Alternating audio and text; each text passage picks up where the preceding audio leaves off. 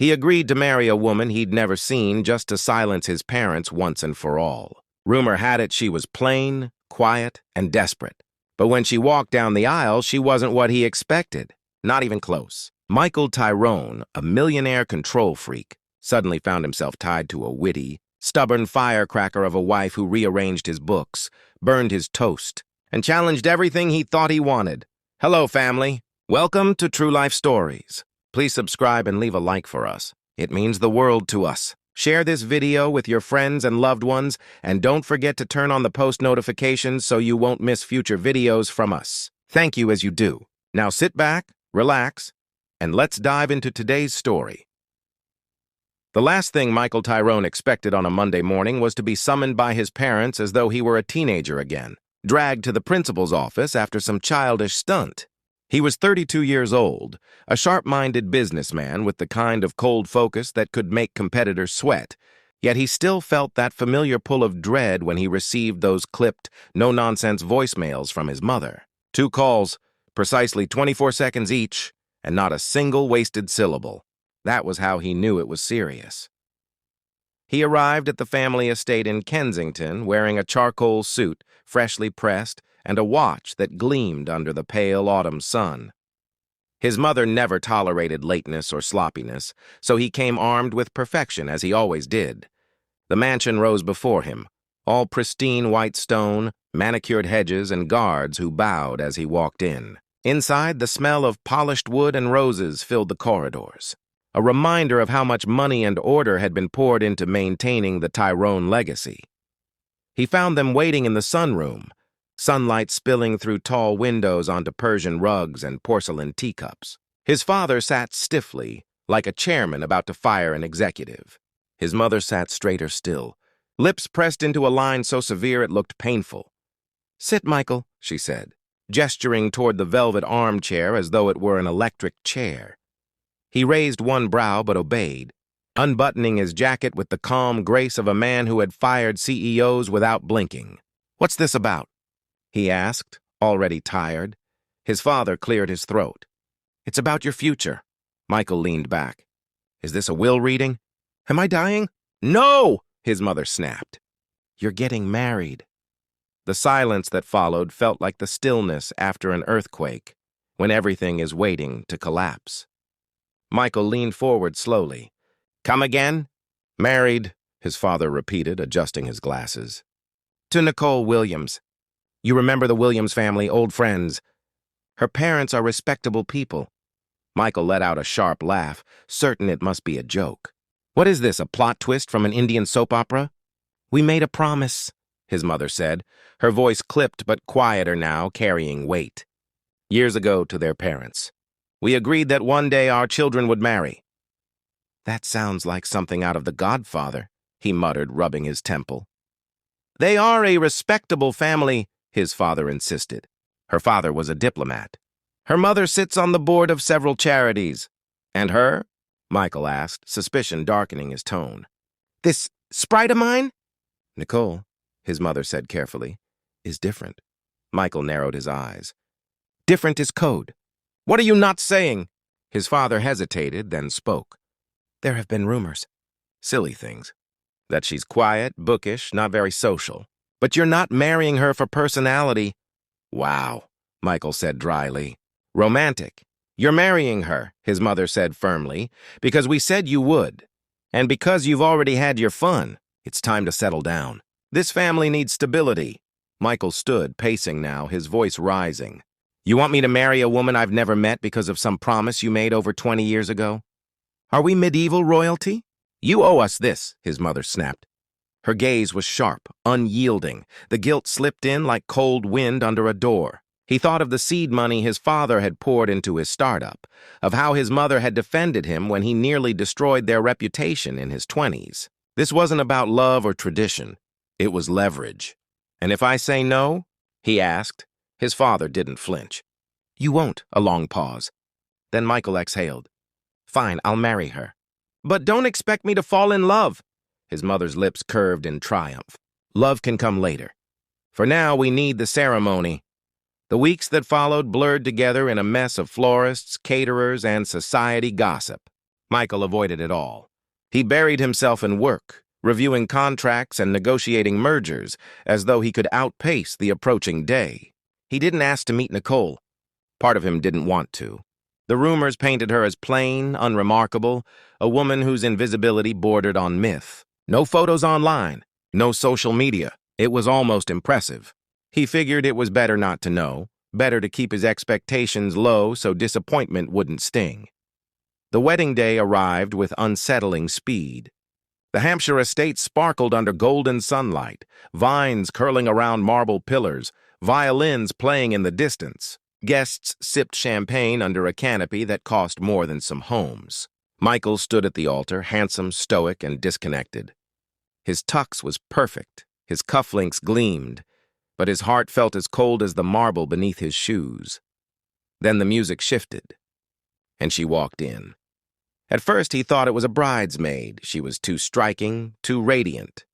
Her lips curved in a faint, amused smile that tugged at something inside him. Then he realized this was Nicole, his bride. Time stopped.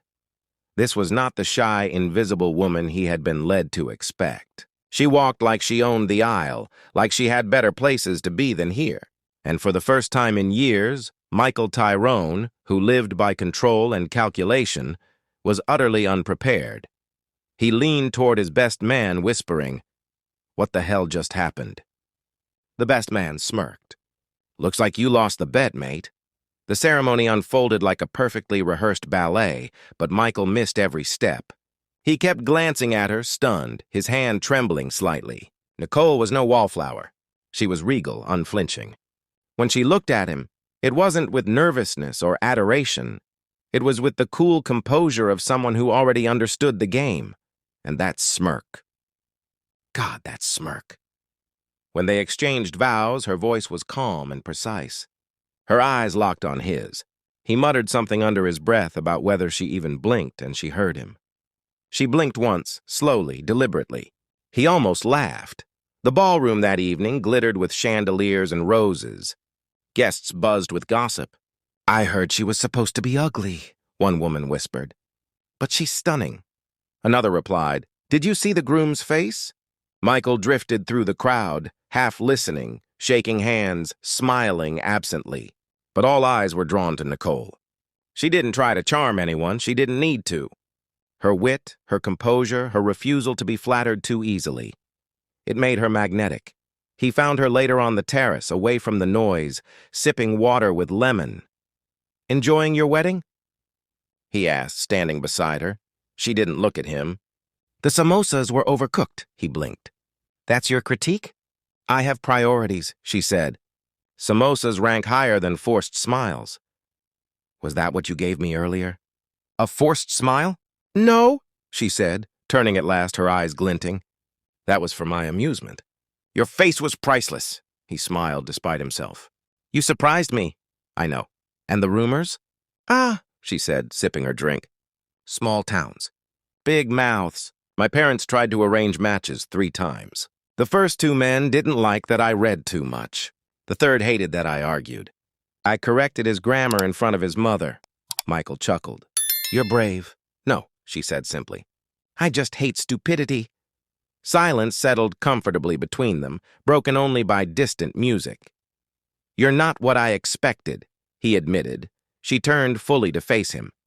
"Neither are you." They studied each other then, not as strangers forced into a union, but as 2 players measuring the board. "So we're married," he said lightly. "Legally, yes. Emotionally, I'm still warming up to the idea."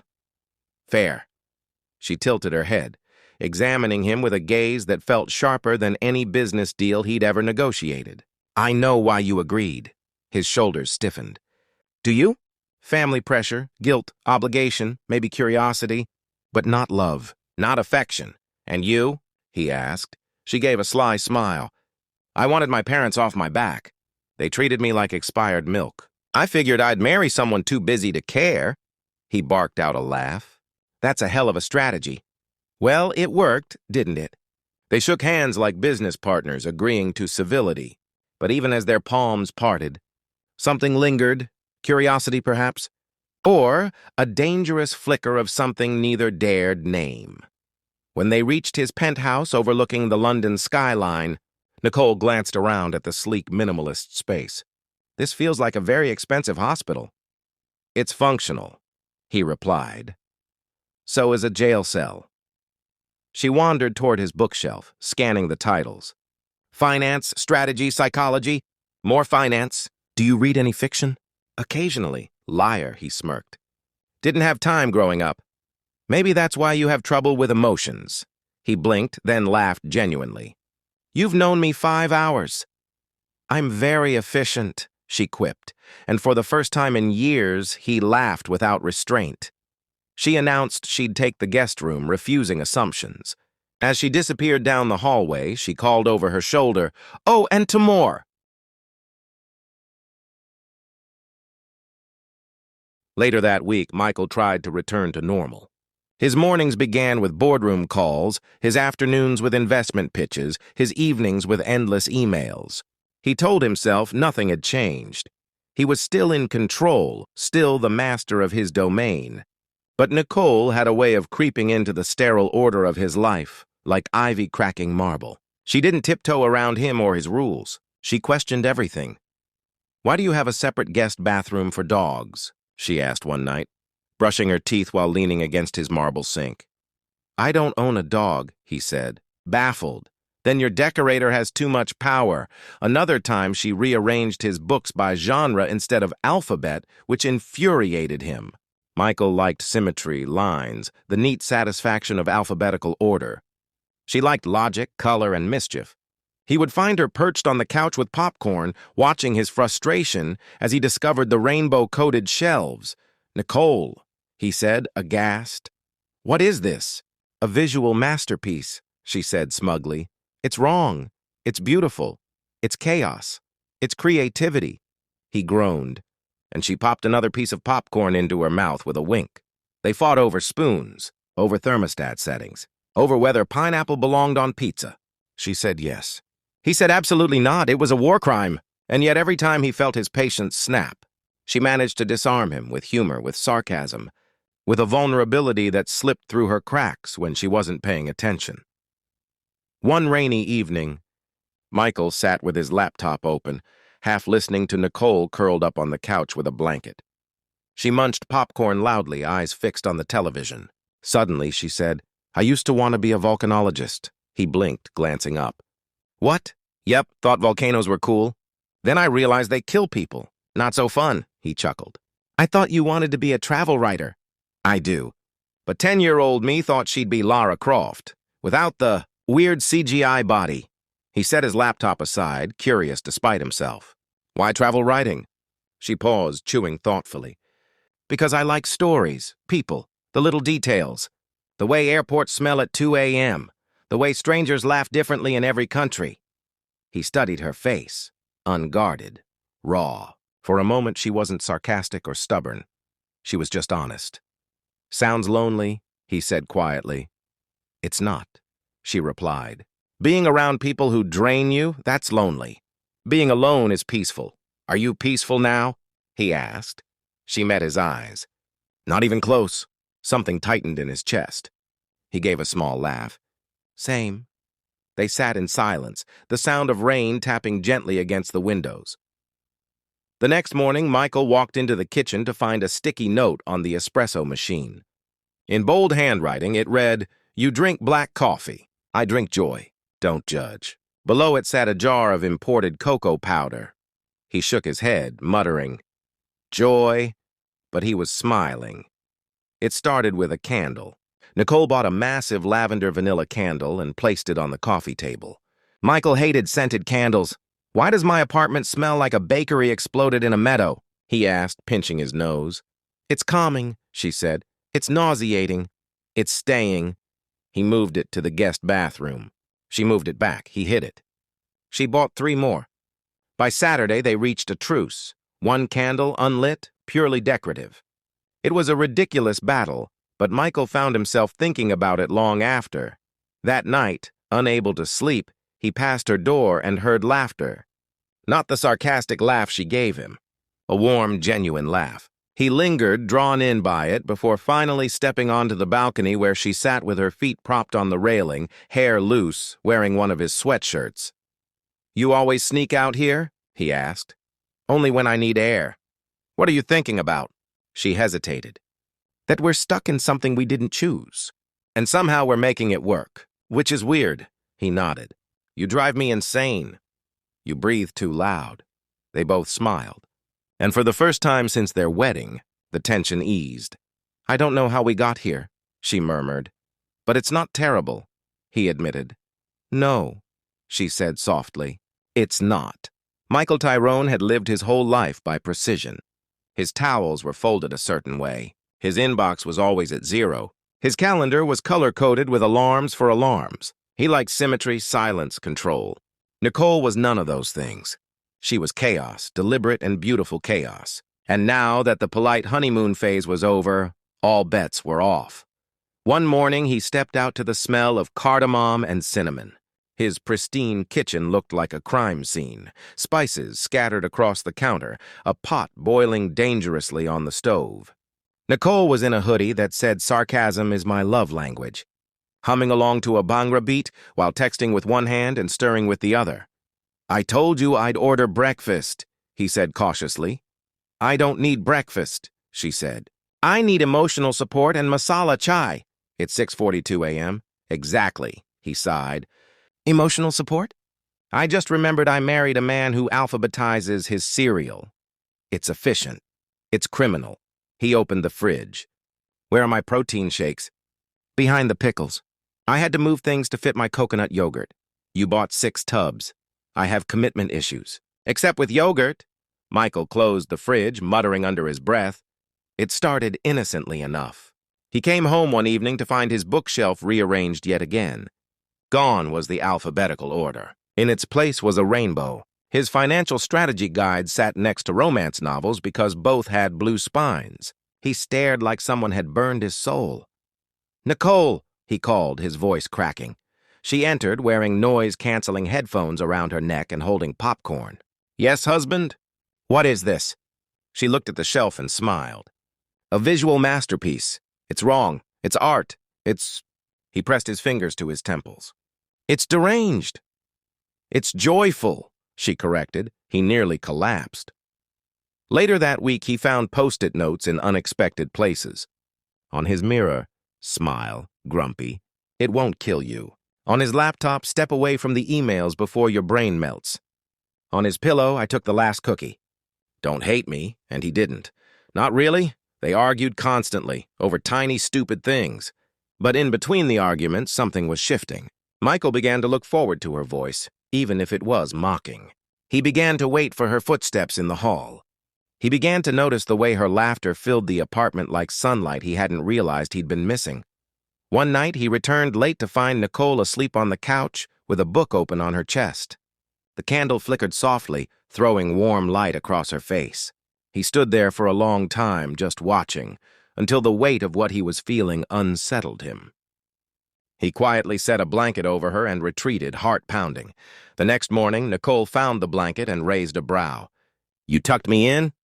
"Don't flatter yourself," he said, sipping coffee. She smirked. "So you do care." He looked away, but she caught the faint smile tugging at his lips. Days turned into weeks, weeks into months. Their fights grew funnier, sharper, but also less cruel.